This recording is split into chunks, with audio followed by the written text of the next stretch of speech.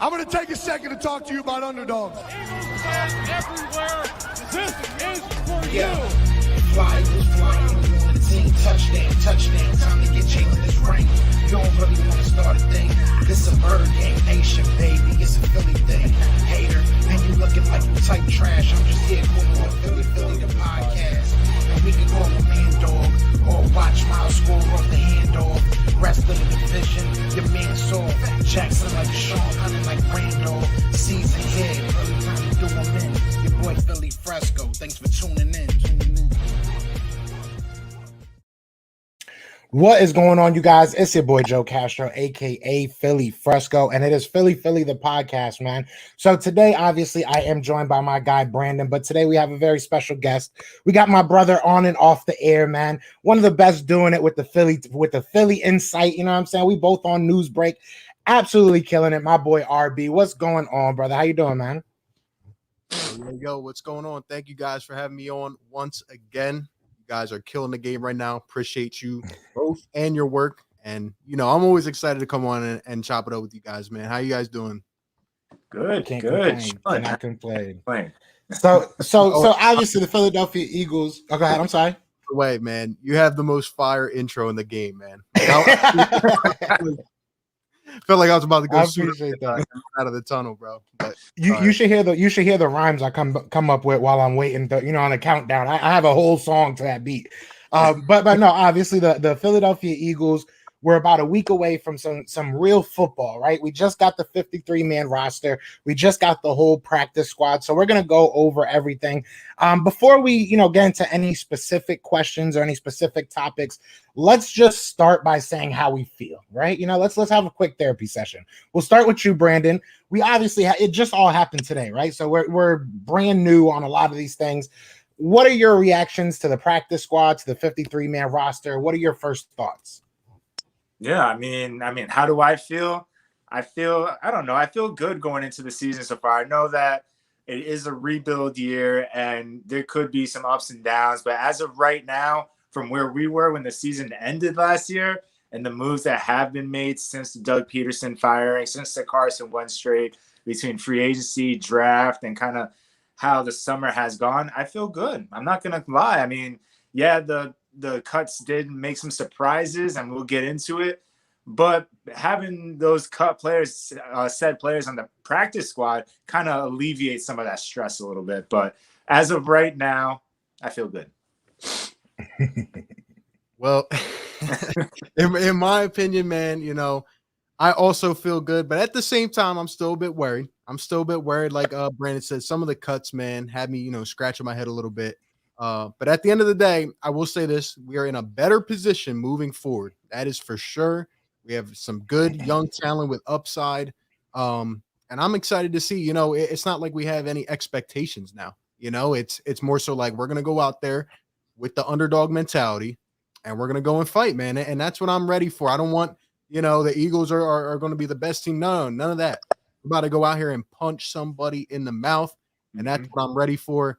Definitely some questions and concerns for the season, but compared to 6 months ago, I'm feeling fantastic. Yeah, and I think that's the thing, right? We have to comparatively, I think we got 1% better every day. I made the joke earlier, I forget who it was with. We have to check what that percentage was in the beginning of the offseason. We don't know how good we are, but we'll find out, right? We're going to find out very soon. I mean, look, like you said, there was some surprise cuts. There were some surprise keeps even. I know that my man up here is going to be gloating pretty soon when I ask this question.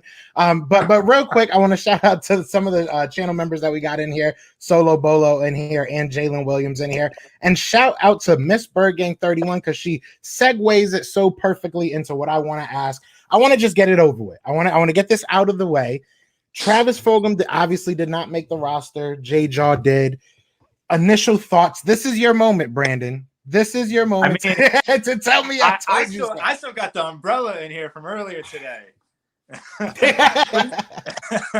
But no, I mean, like I've been saying on all these lives and everything, that if anything, I was kind of rooting for the guy that everyone was hating against for why was I doing that? Maybe just to be a pest, to be honest. There was no there was no data to back him up, to be honest. I mean, outside of if you go back to college, but at this point, that's 3 years ago.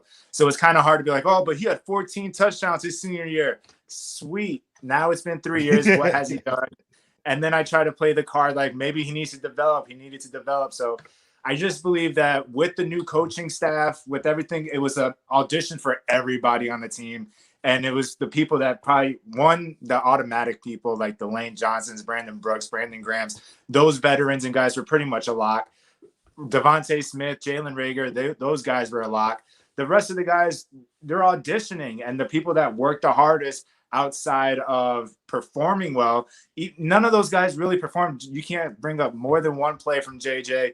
I think Travis Fulgham, everyone brings up the one catch in practice that looked good. But other than that, I mean, none of the guys really did much. And I brought it up last time we talked, I think, with Gail, was the special teams. And I think that might have been the game breaker for this guy. Yeah. Well, once again, I'm going to try to bring it back down a little bit, man. I can't believe J-Jaw made the team, man. I can't believe J-Jaw made, like, look, there's levels to this, man. And, like, I understand. Like, I definitely agree. Like, the new coaching staff, new kind of vision going forward. Everybody gets a shot at it, you know. But, I mean, I just can't believe it. I can't believe it. You know, I feel like people sometimes like to bite into the camp talk. They like to, you know, they like to look at that. And I mean, we go back to last year when we thought this team was going to be really good. And unfortunately, it was not. I'll give J-Jaw a chance. I'll say that, you know, like come out and prove something. Regular season, week 1, week 2, fine. No doubt about it. But do I have any expectations? I do not, man. And, you know, I saw that picture earlier today, too, him holding the umbrella. And I just got so sad, man. I'm like, luckily, Fulgham made his way back. But yeah. That was actually, it's telling, kind of, you know, Brandon said this to me earlier, and it is true. It's very true. It is telling that he did make it back, that nobody was willing to take a chance on him. But, you know, J-Jaw, listen, man, I'm kind of where both of you guys are. Like, I'm right in the middle of that. I'm kind of at the point that, listen, I trust Nick Sirianni. I trust Shane Steichen to make a good enough offense that if he has to go out there, he could probably get open. Maybe, you know, they had to see something. They've had a lot of good wide receivers, you know, in their camps in the past. So they had to see something, right? That's really where I'm at right now. I'm trusting them. I have no faith in J-Jaw himself, but I trust I hate to say this, I trust the process of this. Maybe, you know, the other coaching staff kind of, you know, missed something here. You know, I don't know. I'm grasping for straws. I hope, but I don't know. I mean, you guys tell me in the comments which I think, because he's wide receiver 5. There shouldn't be any expectations for wide receiver 5 besides being an extra body if we need another guy out there or for special teams. Otherwise, we shouldn't have to rely on him to make any plays. That's why we have 2 good tight ends. That's why we have the other 4 wide receivers that are better than him, and Miles Sanders and Kenneth Gainwell, Jalen Hurts with his legs. Like, it is what it is. Travis Fulgham was a practice squad guy that bounced around, and he's back on the practice squad. And I mean, it's unfortunate, but if Alshon was healthy last year, we would have never picked him up in the first place. Yeah, that's definitely true. And I honestly thought, like, somehow, some way, like, it's hard to wrap my head around it. Like, is Travis Fulgham, like, was it really that much of a flash in the pan? And he's just back to, like, you know, just some no name on a practice. I can't believe it, honestly, based off what I saw last year. But yeah, honestly, I thought the Eagles were possibly going to take a stab at a veteran wide receiver, because I really feel like that could help our squad, especially with some of these young guys.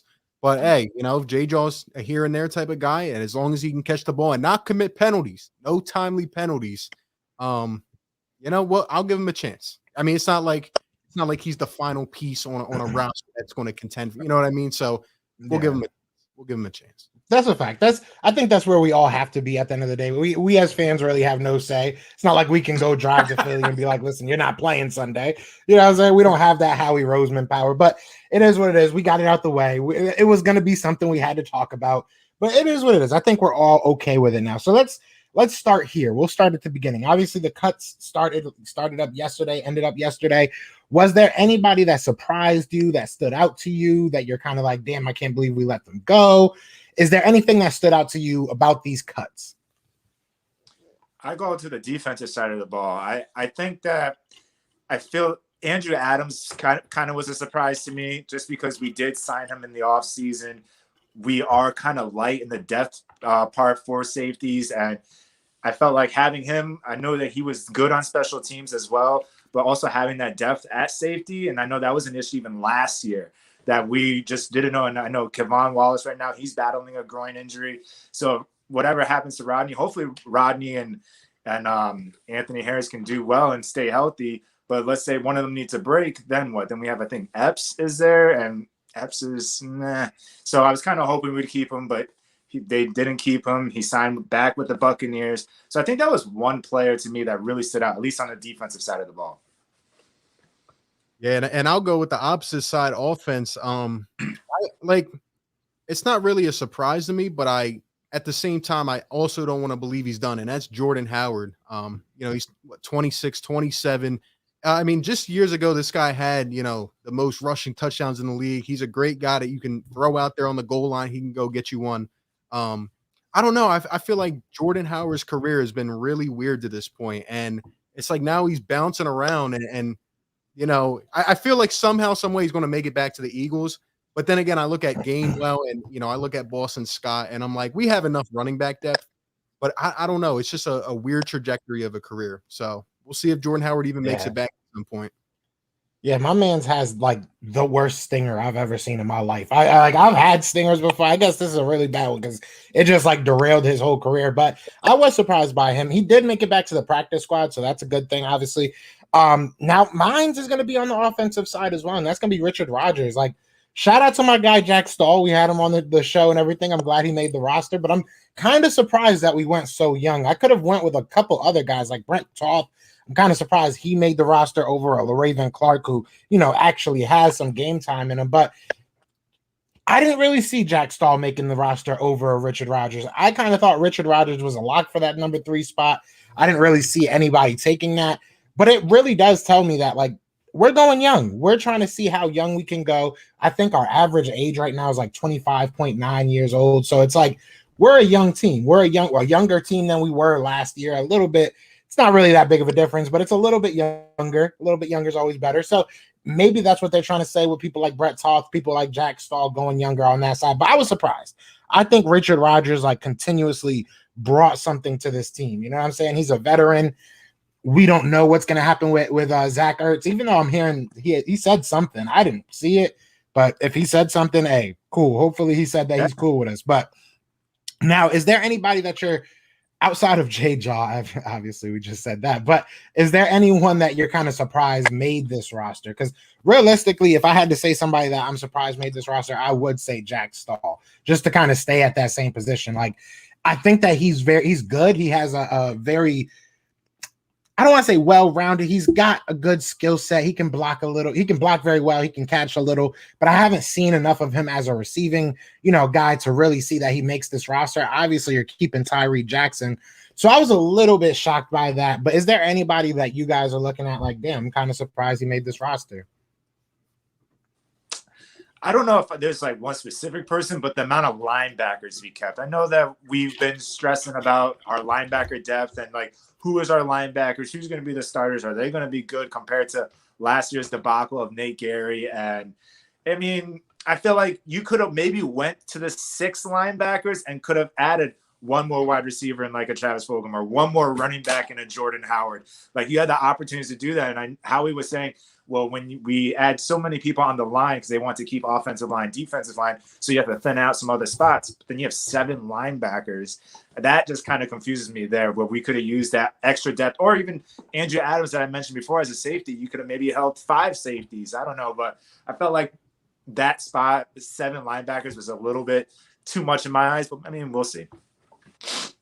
Yeah, I don't really have one like that either. But if I had to try to think of one, I'm really interested to see what happens with Greg Ward this year, because our young guys are really going to take it by the reins. Like I'm expecting Quez Watkins and Devontae Smith to step up and all.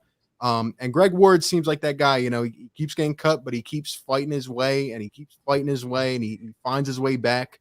But I don't know. Is Greg Ward even going to have a role a sufficient role in this team, or is he, kind of just going to be there for kind of a veteran presence? I don't know, but I would say I'm a little bit surprised. I know we cut Hightower, but he came back, I believe, and Fulgham came back to the practice squad, so we'll see. But who knows? Yeah. Another guy that I'm kind of surprised about, I almost died right there, guys, but we're good, guys. We're good.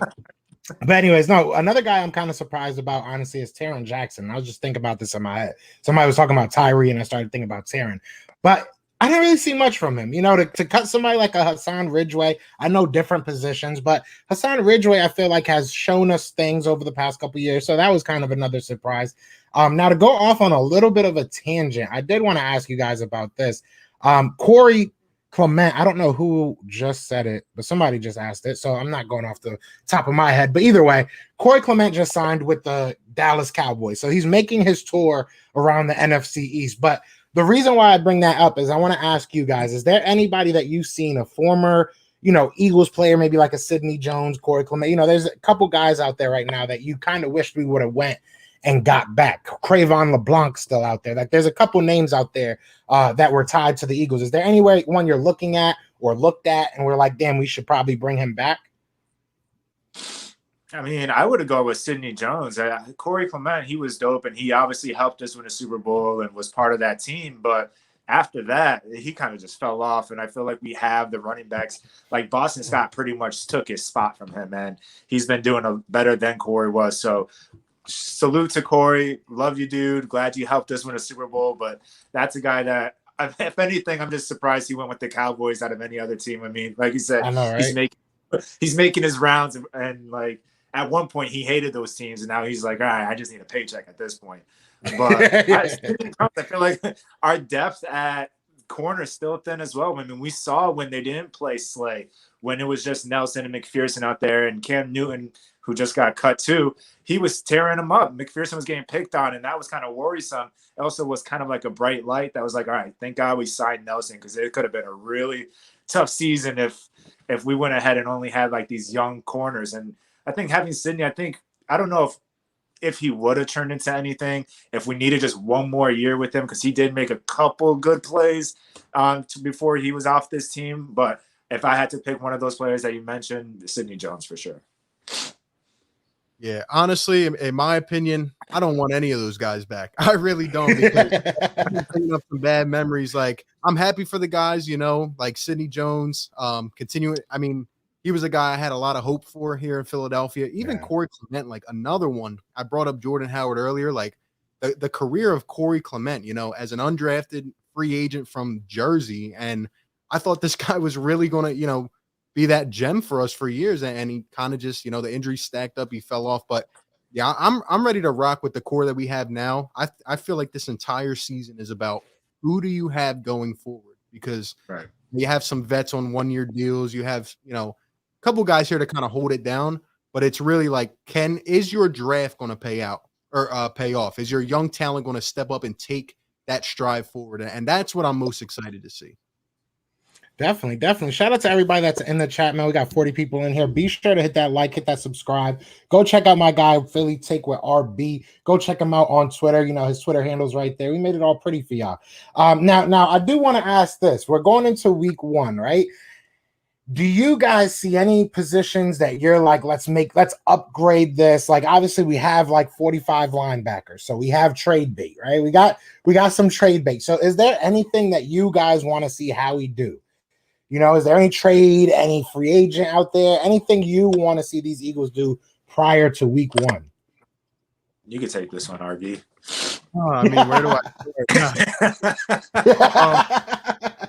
man, first and foremost, despite our sufficient linebacker depth, I've been on this for a while, man. I still feel like we need an upgraded linebacker, and people might hate me for that, but it's like, Alex Singleton brings a lot of dog, but when we get into week 7, is he going to be our top linebacker? How about Wilson, right? Like, I still feel like it would be good to go out and get a guy, that could really man the defense and control kind of just the aggressiveness of our defense, because that's what I'm looking for a lot this year.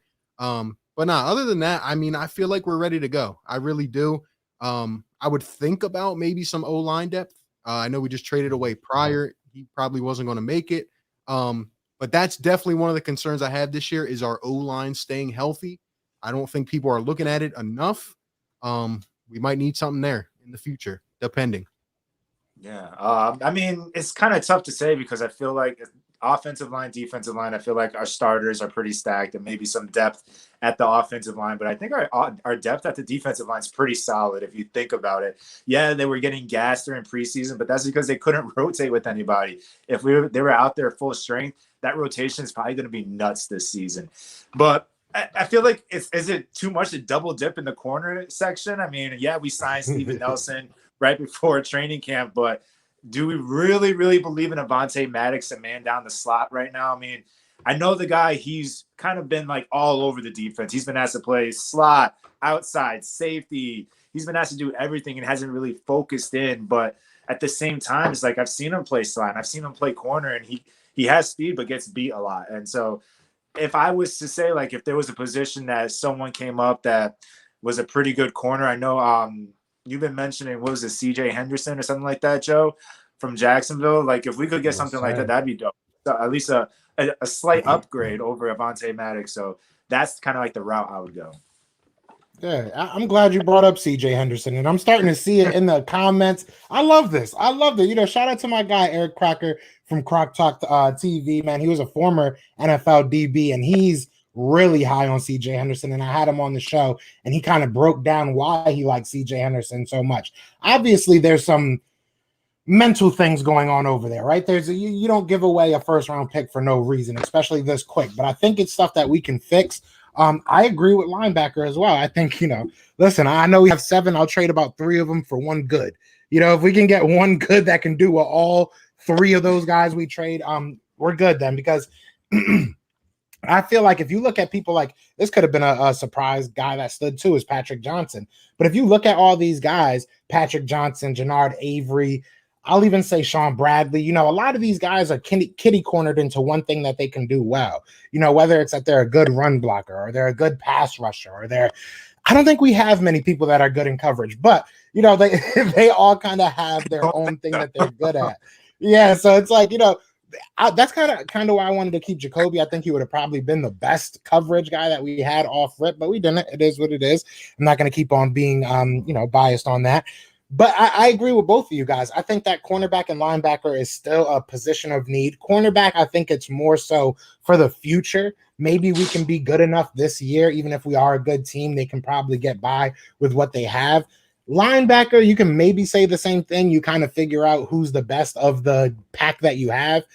But, future, man, there's no real future at either of those positions. Shout out to, who was it, Jock Talk. Shout out to Jock Talk bringing up Marvin Wilson, a former FSU player, defensive tackle. People were high on this dude. I was very surprised that he went undrafted. I know Dallas was really into him. He went to Cleveland. Now we just picked him up. So it looks like we're going young. We're just going totally young. You know what I'm saying? So why not do that at a cornerback position? CJ Henderson.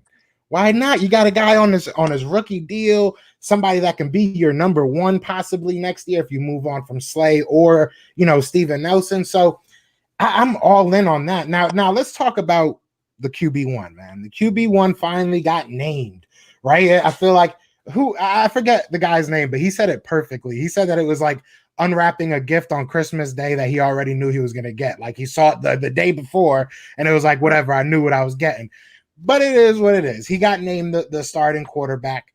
Was there any shock? Was there any surprise? Was there any, what were your initial thoughts when it happened, I guess? It's just funny. He was just like, well, Hurts is the only one that took the reps with the 1. So obviously he's the starter. It's like, all right, bro, I guess you guys could have said this 2 months ago. But it's just good that they're finally, I was waiting for them to be like, we haven't named him yet. We'll let you know in a week or something like that. But I'm glad they're finally just admitting, like, yeah, he's the starter. We can move on from those questions next time we have these press conferences, and we can look forward to Atlanta. Yeah, no surprise from me. On the other hand, though, these people that, I've been going back and forth with for like 5 days now. Oh, Gardner Minshew is down for the starting spot, this and that. I mean, bro, I've gotten sick of it. I've gotten really sick. Like, just really, really, like, people I'm telling you, we're always going to have a division now in terms of the quarterback spot. And it's unfortunate. It's not really fair to a guy like Jalen Hurts, but I'm glad they got it out of the way. I'm glad he's starting, and I'm ready to see what he can do because I feel like, people are just – I don't feel like he's gotten a fair chance yet. He might pan out, he might not, but I don't know. I feel like we got to give him a shot and roll with it, Yeah. Yeah, I don't know what I will say. I think that Gardner Minshew is going to be the number 2 pretty soon. I think that I can say with my chest out. I don't think that Joe Flacco is going to be the long-term number 2. But other than that, I think that Jalen Hurts is going to start 15 plus games, whether he's good or bad. I think that we're in a situation where we got to figure out who he is, for better or for worse. But you were about to talk, Brandon, my bad. I cut you off. No. It was your turn. I was just going to say, it's just crazy how, like you said, it's just the fact that you get a backup. It's not like how we went out and traded a second-round pick for a backup quarterback or drafted a guy in the second round this year. It's like he traded a 6th. And he ended up getting He's never done that before. He ended up getting a 6th-round pick back, and it's just because we need a backup. We saw what Nick Mullins was doing out there. The dude stood there for at least 10 seconds just looking downfield and ended up getting sacked. Like, once everyone saw that, you just need to know we need somebody else. And getting a guy that's younger, more mobile than Joe Flacco. When I see Joe Flacco run, I feel like he's going to pull his hamstring every time. So just the fact that we got someone that's a little bit more athletic and can possibly run the offense if need be is a good thing. But the fact, if we're going to keep fighting and be like, oh, now the mustache is here, now he's going to be the starter, he's going to steal Hurts' spot, he has a definite chance. It's like, no, he doesn't. He really doesn't. For me, it's like I just want 1 year with no controversy. Like, can we just roll with our starter and can we just live or die with it? Like, let me ask you guys, like, are you guys worried at all? Like, say Jalen Hurts tweaks something, he comes out for a couple quarters, and in comes Minshew mania, got the mustache flowing, people going nuts, and this guy, throws 2 touchdowns. Like. What do you guys think, man? Like, it's at some point I'm like, very possible. Happen. I don't want it to happen though, because then you want to have people calling Minshew mania. It's like, I don't know, man. I've said this. I said this before we got him, and Brandon can attest to this. I've been banging the table for Gardner Minshew for a while, and the reason why is not because I think he'll be a franchise guy. I think that he has talent. I will say that straight up. I think at some point in his career, at the very worst, he'll be a starter somewhere. Will he be a franchise guy? I don't know, but I do think he has starter quality level talent. With that being said, I think that you have him this year, you have him very cheap next year. You look at what he is and you accept it. Like, right now, he can make your quarterback room better, and that's it. And I will say this: if he goes in, he might mess around and win us a game or two. Like that, he really might. He went out there and won some games for the Jaguars, who were absolute garbage. Like, so he might win us a game or two, but this is on the fans. And I hate to talk like this because I don't want to be one of those guys like, oh, you're just a fan. But like, us as fans have to chill out with this, man. Like, it's us who are retweeting it and making all this stuff like get feet. You know what I'm saying? Without us, all these rumors and stuff don't live. Like, some of this stuff is just so ridiculous over this offseason. And it's like, why are you retweeting that? Of course he's an idiot. Like, but he knows you're going to retweet it. So it's like, you know what I'm saying? They're going to keep saying it. But I have no concern of him going in there and being good. I think that's a good thing. Having, somebody just said Will Grier to the Cowboys. I would hate for Will Grier to be our backup. I would hate for him to be our backup playing. So I'm okay with having good backups. I think our fans need to just like calm down a little bit. You know what I'm saying? Like, everything doesn't have to be a fight. Complex. It's the Nick Foles comes in, but prior to that, if Chase Daniels had to go in and he scored a touchdown, you really want him to stay quarterback out there? I don't think so. So, I mean, yeah, you want your backup quarterback to help you win a football game if needed. You don't want him to go out there and stink it up and we lose the game and just be like, it's because our backup was in. No, you pay these dudes to go out there and perform if needed. So if he went out there and scored a couple of touchdowns and Hurts came back in, I would hope to God that the rest of the – I can't even say it because I know I will go on Facebook and I would see people be like, that's why we need him starting, not Hurts and stuff like that. For no reason. I already see it. I feel like people are out on the guy already. And all I saw out of him was 4 games, and I saw some positives and some negatives. But it's, he was put into the worst situation maybe ever in terms of a quarterback room. And honestly, I thought he handled it quite well as a young guy. Yeah. But I mean, we'll see. We'll see. Yeah, I mean, you said it perfectly. You can't really ask for him to handle it any other way. What do you want him to do? Like when called upon, he went out there, played football. You know, he hasn't talked junk about anybody in the organization, none of the former players. You know, he could have easily, I mean, listen, I don't know much about, the Sixers situation, but he could have easily went Joel Embiid and was calling people out on Twitter by mistake. I don't know. Here, bro. Yo, you're bringing me down when I'm already down, man. Come on. Up here for Philly sports, man. It's all love. But no, realistically, he, like you said, he could have handled it way worse. He handled it the best way possible. And I think that he's handling, because there were reports that Howie Roseman approached Jalen Hurts before this deal happened. There were reports that Howie Roseman, approached Carson Wentz before Jalen Hurts was picked. So what do these reports mean? Maybe nothing. But, I'm sure Jalen Hurts knew that this was going to happen. I'm sure Jalen Hurts has no problem with this happening. I think that Jalen Hurts is one of those guys that wants competition. Like, I think he wants to prove to you that you just wasted your time. You know what I'm saying? There's certain people, like I feel like Carson, once you wasted that draft pick, he didn't want to waste his time. You know what I'm saying? But I feel like Jalen Hurts wants to make you bite your own words. Like, now you're mad because you just wasted a second round pick on a quarterback. You know what I'm saying? Like, I feel like that's his type of MO. So I'm not worried about him. I'm more worried about our fans not knowing how to act at, a home game when a backup's in. But I mean, it is what it is. I have faith in Gardner Minshew. I think Gardner Minshew's good. We'll see what happens, though. We definitely will see what happens. I mean, but even Minshew said that Jalen Hurts was the first player that reached out to him to welcome him to the team. The guy's just a class act. And like you guys were just saying, he got put into the worst scenario last year. Our starting quarterback had drama. Our coach had drama. Our best tight end had drama. Everything had drama last year. And he came in. He did what he could do. He got pulled in the final game, which he looked like he was upset about, which was actually good to see as fans, to know that he still wanted to compete, even though there was nothing for us to gain out of it. But to keep it on the tight end, I know you said you didn't see it earlier, Joe, but Zach Ertz did mention that he kind of put this drama behind him and he wants to retire as an Eagle. So do you guys think that this drama is really behind him and Howie, or do you think a secret trade might happen mid-season or something? Well, I saw it earlier, and to be quite honest, like my first impression, because I've been on the train, we're going to build this guy back up and probably move him because that's just what Howie would do. And I just feel like, it'll be hard for them to kind of, repair what happened last year. But seeing that earlier, I almost felt like I feel like I'm falling back into it. Like, it seemed like he was genuinely saying, I love Philadelphia. I want to be here. And I was thinking back to the press conference earlier in the offseason when he was crying. And I'm like, wow, how did we come full circle like this? But I'm almost starting to believe that he's going to be here and, he wants to keep it here. But the problem comes down to the salaries, what's going to happen after this year. So who knows? I don't know. I'm starting to drink the juice, man.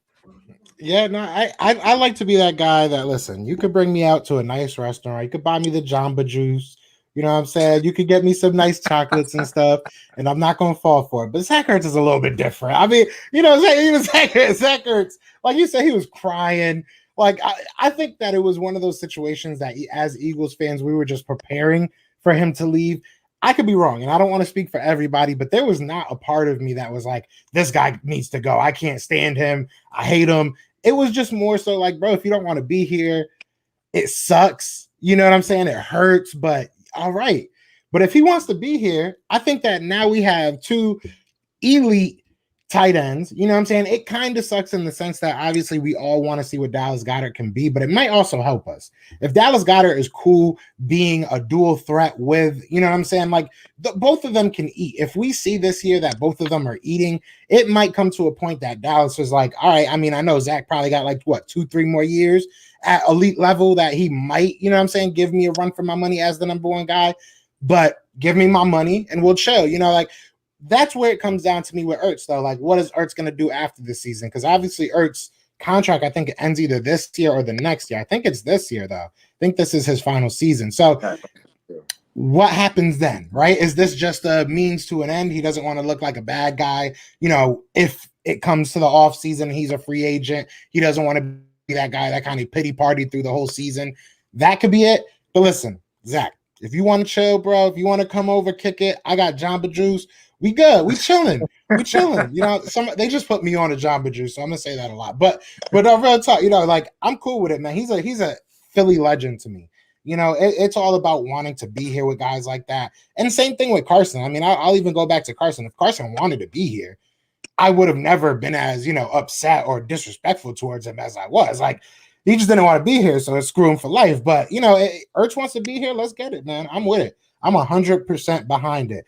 I want to ask y'all a question, though, because we obviously kept, like, our whole defensive line. We kept up our whole defensive line as far as rookie class goes. Like, we kept Milton Williams, Taran Jackson, Marlon Beatbox. I can't even say his last name. I'm not even going to try. But what do you guys think about these young guys? Like, I really feel like we saw some stuff from Milton Williams. So quickly, I want to ask y'all a question. The question I want to ask is, what do you think about these rookie linemen? Before we get into that, shout out to my guy Joey Shakes with the $2 super chat. So shout out to RB Philly TP. Keep up the good work. I appreciate you, brother. So Brandon, we'll start with you. Yeah, I mean, I think Milton really shined throughout this preseason for the opportunity he had. The young guys, they were in there for most of those games and didn't really get a break.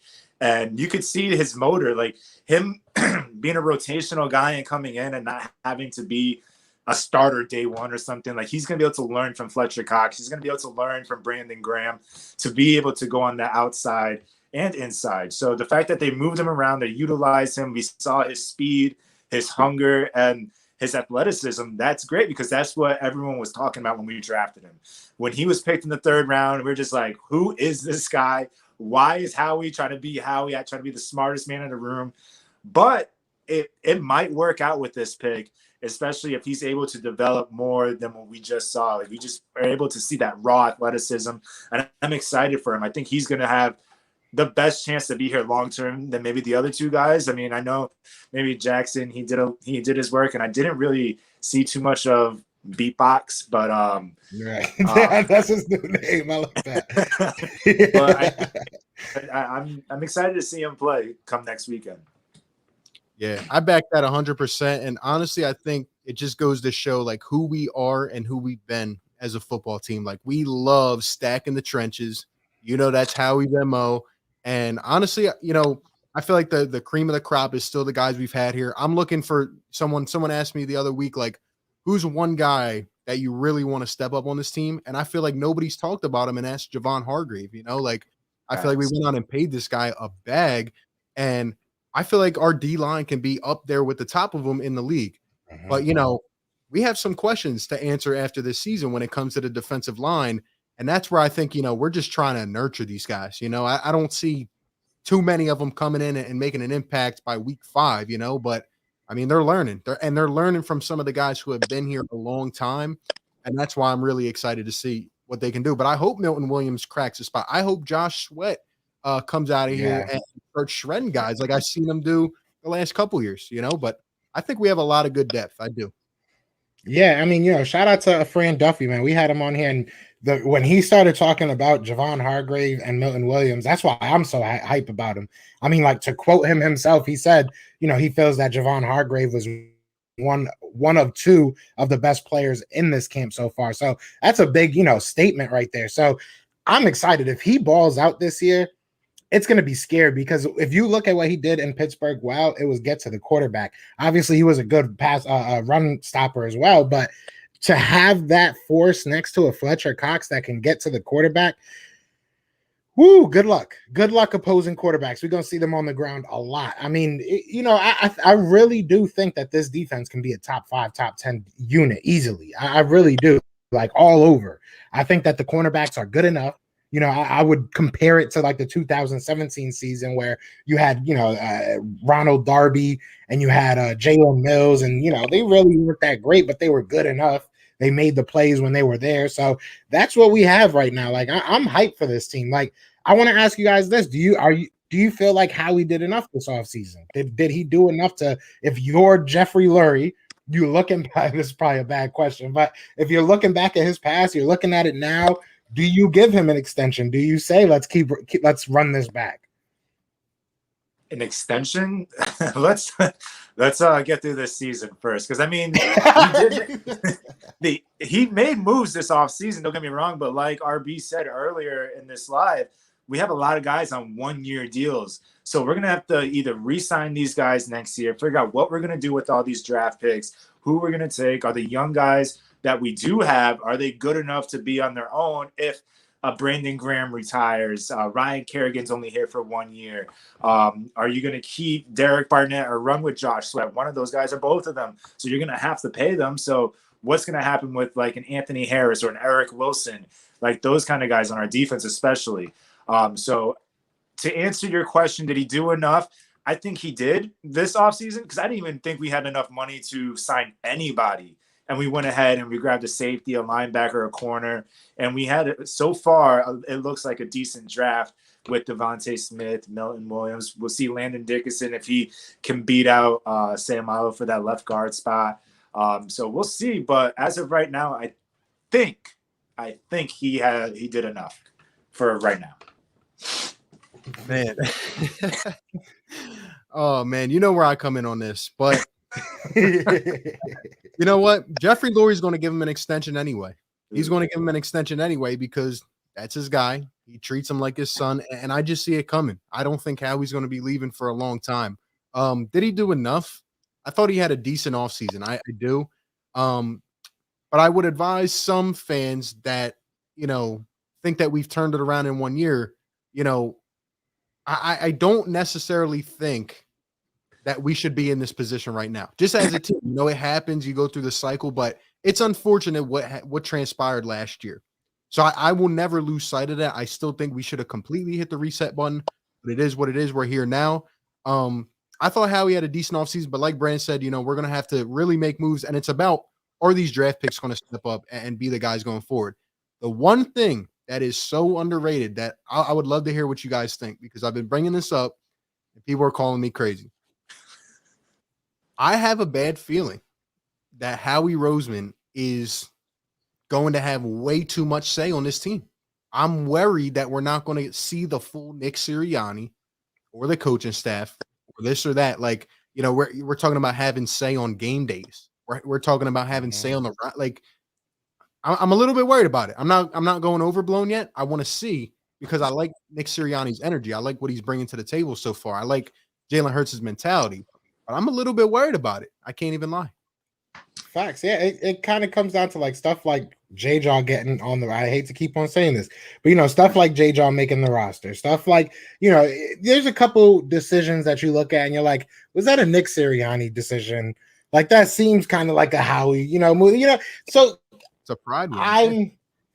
I'm kind of on the same, I'm on the same train of thought as you. Like, I'm keeping my eye, I got my eye to the side. You know what I'm saying? Like, every move I'm looking at Nick and being like, all right, I'm hoping this, I'm trusting you, to keep somebody like a J-Jaw. I'm trusting that you're looking at him play and saying, I can work with this guy, and not listening to Jeffrey Lurie or Howie Roseman saying, we got to keep this guy. So I'm trusting you, but I'm keeping my eye out. I'm going to remember this. I'm going to keep this in the back of my mind. And if it comes back, during halfway through the season, he starts looking mad because he's not making decisions, this is going to be something I'm going to remember. You know what I'm saying? I'm taking notes. But what do you think, Brandon? Yeah, I mean, I'm hoping, like you just said, that these decisions were a Nick Sirianni decision to keep a guy like J-Jaw. I mean, if it really came down to Howie, I feel like he would want like Dillard to be the number one left tackle, because that was a first-round pick just 2 years ago. And now a guy from Australia that never played football before, had a couple years on the team, was on, I think, IR for 1 year because of his back. And now he's a starter. I mean, kudos to him. I mean, the guy is just a freak athlete, and he picked up the game well, but we'll see more this season. But I do kind of have that fear that you're talking about, RB, because at the same time, Nick Sirianni is a rookie head coach with a rookie defensive coordinator, with a bunch of young coaches, and they're going to maybe look for some guidance. They're going to make decisions, sure, because at the end of the day, there are football decisions that need to be made by football people. But he's probably how are we going to be in the back like this? Like, Except that Birdman. He's probably going to be turning his eyes and be like, what do you think? Should we keep this guy in or on the roster today or move him? And you might be right that Howie might have a little bit too much power, especially this first season. Yeah, and the unfortunate part is like we're not going to hear anything really about it, in my opinion, because it's not like Doug, who, you know, from early last season, we were starting to hear like Doug's fed up. Doug's had enough, you know, this could lead to and it wasn't confirmed, but then we found out later on, like, wow, like we really did have a structure problem. And I don't know, like, you know, for a guy that came out and admittedly, you know, said that he shouldn't have ran it back, that he messed up. Like, okay, fine. But, you know, this is a crucial time in terms of this franchise moving forward. Like, we have to hit on these young guys, but he is doing good things in terms of, like, you know, ruling out a trade for a quarterback and this and that. Like, so I'm willing to give him a chance. That's where I'm at, open mindset. You know what I mean? But we'll see. Shout out to my guy Philly Foothills, man, from the Nest Out West with a $4 super chat. Said, so glad Jacoby wasn't picked up by another team. I am too. Shout out to my guy Jacoby. Man, that's a good kid, man. I hope he does good things for this team because we definitely need it. Now, like we said before, we're getting into week one where we're, you know, barreling down the hatches. There's probably going to still be some more moves, right? You know, we got way too many linebackers, so there's got to be a move coming. But what position group, what player, what are you looking at come week one? What is your eye going to be on for this Atlanta game? I'm not going to try to say the obvious like Jalen Hurts, because obviously I know everyone between Eagles fans, the NFL, ESPN analysis, like everyone's going to be watching Jalen Hurts. But I really want to see the defensive line eat against Matt Ryan. This is your chance to attack an older quarterback, a not mobile quarterback, without Julio Jones as a safety net. Like, I know that they have good receivers. Kyle Pitts everyone's crazy about him. But if you have enough pressure on the quarterback, we've played Atlanta well most of the time. Even when they had Julio, we've played them well. So I don't see why this year would be any different, especially since I feel like our defensive line is better than it was last year. And last year we were top 5, if not in top 3 in sacks last year. So the fact that we have an even better defensive line, in my opinion, this year than we did last year, and hopefully Hargrave really steps up compared to last year, that's who I'm going to be watching, seeing that pressure, stopping the run, and really getting after Matt Ryan, not letting him be comfortable week one. I like that one a lot. I'm going to go outside the box a little bit, you know, and allow me if I will. I'm getting very tired of the Miles Sanders disrespect. I'm ready for Miles Sanders to put on a show. You've been disrespecting Miles too? I've just been nervous. I've been nervous. I love Miles. I love Miles Sanders. It's definitely fair, because I almost feel like I haven't watched the full Miles Sanders in 2 years. And I'm getting tired of people saying that, you know, he's washed, he's done. Where's the evidence to support that? Every time the guy got rolling last year, it took him out of the game. He couldn't get on a consistent stretch. But my hot take for this year is that Miles Sanders is going to be the best player on the Eagles offense. I think he could really come out here and have a 1,000-yard rushing season if utilized correctly and if we run the ball. So honestly, I think we need to run the ball, and I'm going to look for that week one, not only to get Miles Sanders going, but to take pressure off Jalen Hurts, you know, to get our offense flowing, because last year it felt like we used to start games so slow. I mean, we wouldn't even score in the first quarter. And I'm like, yo, what are we doing? And then it's just, you get behind, pass, run, pass. That was the philosophy. So I want a more balanced offense, but I'm looking at Miles Sanders to step it up this year and prove everybody wrong, man. Yeah, no, I'm gonna go outside the box and say Jalen Hurts. Nobody's gonna be really looking at. I'm just kidding. No, yeah, I agree with both of you guys. I probably would say Miles Sanders personally, just because Miles, man, like, you got to go out there and ball the heck out. But mine's is gonna probably be Steven Nelson in particular. I'm going to be watching you, kid. Like, I don't know who you're gonna be covering, but you better damn well cover him, because, like, I'm not asking you to be all world. I'm not asking you to be great. I'm asking you to be better than Michael Jacquet. I'm asking you to be better than Craig James. I'm asking you to be better than Kayvon Seymour. If you are the same, the Eagles might be in a bit of a predicament, man. Like, and we might be seeing a trade a little bit sooner than we think. Because, like, I know that it's still preseason. I know that it's just one-on-ones. It's practice. It is what it is. But he's been getting roasted by a lot of rookies, a lot of young guys, a lot of no-name guys, and a couple of our guys as well, which might be good. It might be bad. So I'm not sitting here saying hit the panic button, but I'm going to be watching you, Steven. I'm going to be watching what you do. You made me watch like hours upon hours of fishing videos trying to lure you into Philadelphia. You guys see what I did there? You guys see what I did there? Lure fishing. I thought it was pretty damn good. But anyways, but no, yeah. So I'm watching him because that was a big position of need, a big pickup. You can say Eric Wilson too, but I think Eric Wilson kind of calmed me down over this preseason. I'm a little bit worried about Steven Nelson. We need you to be a solidified number 2. Now, The last question I want to ask you guys is basically, do you feel better? Do you feel better than you did going into this preseason? And do you think that we answered questions? Do you think that, this is a better team than it was starting this preseason? How do you feel about them?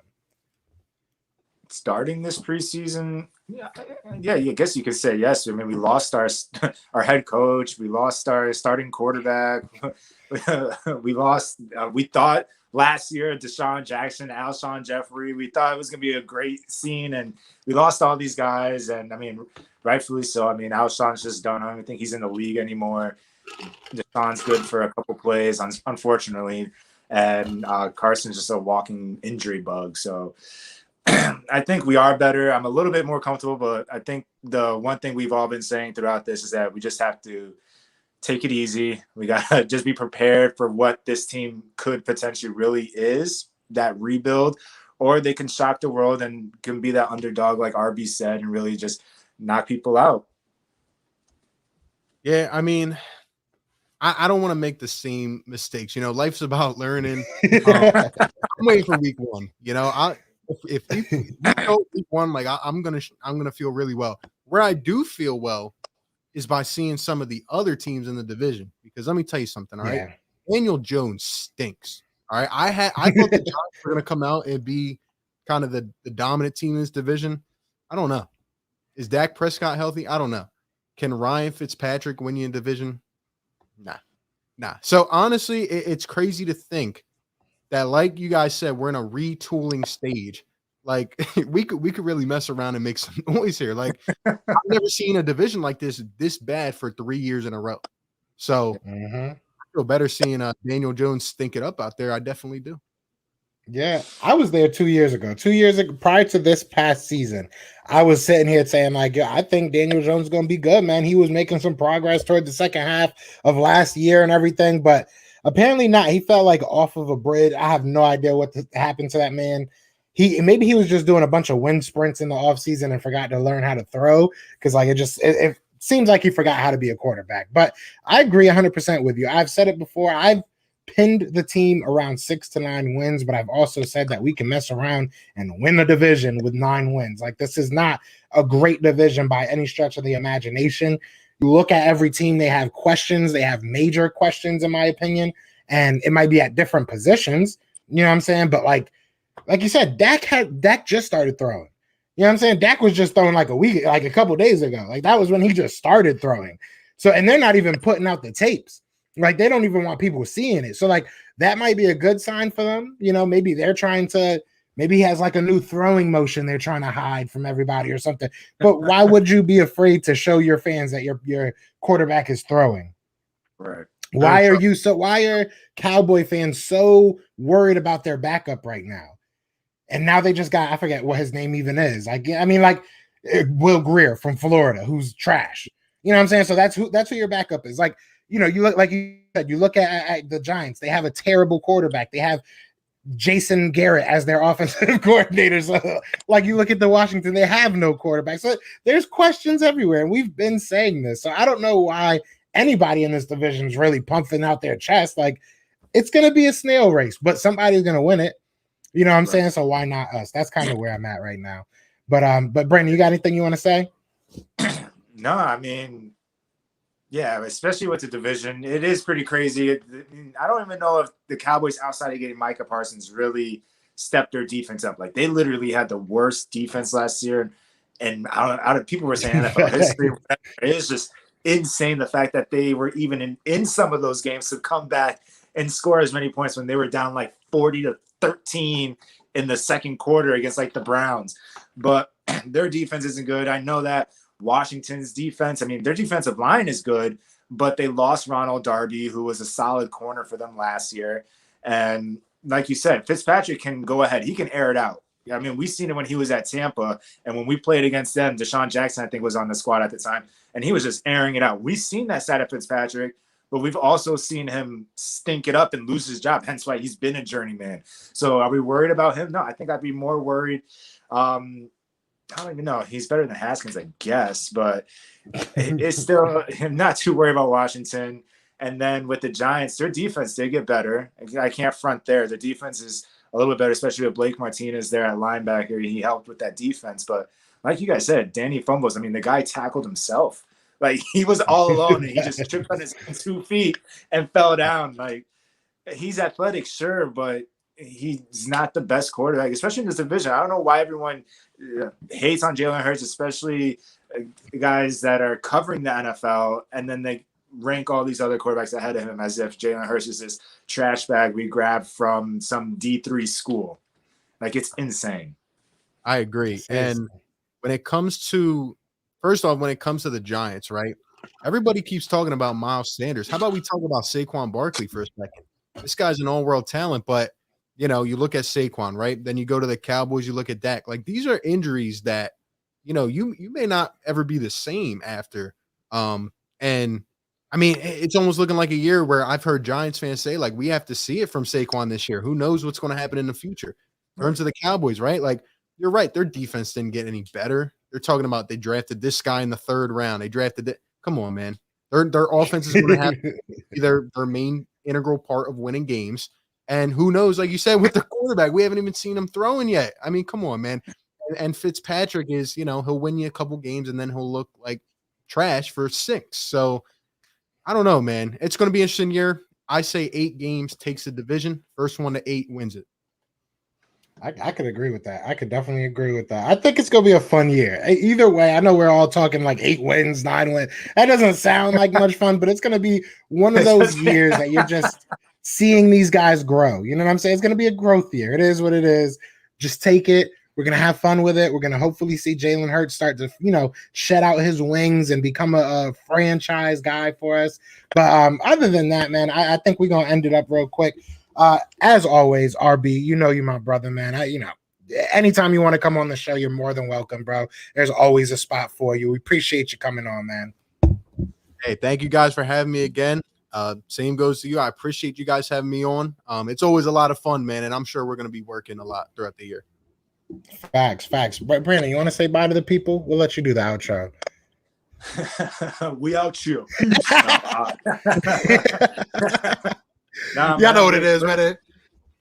We're getting so close, though. Like, I am pretty hyped. Like, even like you said, if this is an 9-win season, it's still football at the end of the day, and it can only be better than last year. I hope to God it's better than last year.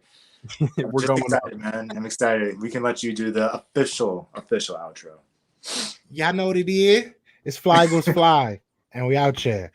Peace. You scout the Philadelphia John Eagles. Dornbos here, the Philadelphia Eagles. Yeah, we're just the Philadelphia Eagles. Follow my guy Joe Castro on his YouTube/podcast channel. Let's give a shout out to the Philly podcast. Shout out Philly and my guy Joe Castro. So keep on doing great things, guys. Fly Eagles Fly. Fly Eagles Fly. Go Birds.